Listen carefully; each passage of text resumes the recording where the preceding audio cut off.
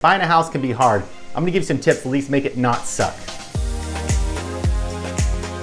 First tip, don't quit your job. If you're in the middle of a loan transaction, either a refinance or a home purchase, and you've got another job offer, your boss pisses you off, don't quit your job. That can ruin the transaction very quickly. You have to have income to close the transaction. They're gonna verify your employment at the beginning and again at the end to make sure you're still employed. Number two, don't go out and buy a new car. For some reason, people think when they're in the middle of buying a house, they think they can get something new. Shut your credit down. Do not buy anything new. If it's an absolute emergency, talk to your loan officer, talk to myself. We can run the numbers. There may be a way to make it work, but generally do not buy that new car.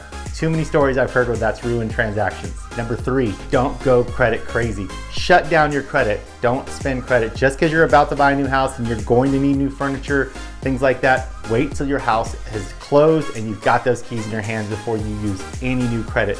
Don't open up new cards, don't apply new cards planning for it, shut it down. Do not use your credit while you're in process. Number four, pay your bills. This is a common where I see people miss the smallest little payment and it's gonna throw everything off, especially your mortgage. If you're in the middle of a refinance and you think, hey, I'm gonna get to skip a payment because of the way the mortgage refinance works, or a loan officer tells you to skip it, never skip your mortgage payment. Always make that payment on time. If you ever have questions on which payments to make or not make, if you're in the middle of a transaction, contact your loan officer. We're gonna tell you to make that payment. Number five, don't move money around unless you're ready to document it. Moving large transactions back and forth in bank accounts, it happens. It's a lot of extra paperwork, but if you can document it, you can do it. If you have undocumentable money showing up in a transaction, you're not gonna be able to use that, and that's gonna ruin your transaction. Underwriters think you're automatically selling hand grenades and rocket launchers if that money shows up and we can't find it, and they're not gonna let you use it. So don't move large money that's not documented. Number six is co-signing new debt. Somebody else wants to go buy a car, or somebody else needs some help and they want you to co-sign on that debt.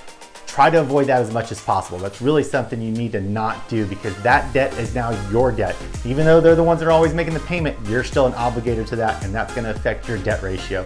So don't co-sign for anybody. Number seven, and this is the last one and the biggest one, don't omit any information. Treat your loan officer like your lawyer. Tell them the truth, give them the full story, and let them decipher what an underwriter needs to know or not know. The biggest thing is an underwriter is gonna find out if you have any back taxes or back child support, or you own another property. Anything you try to omit or hold out is gonna get found out somehow through the process. I always say, treat me, your loan officer, like your lawyer. Tell me the truth, let me filter it out and figure out what an underwriter needs to know. If you have any other questions and wanna know a little bit more about how to make the process not suck, feel free to reach out. I'm Scott, the Home Loan Guy. Talk to you soon.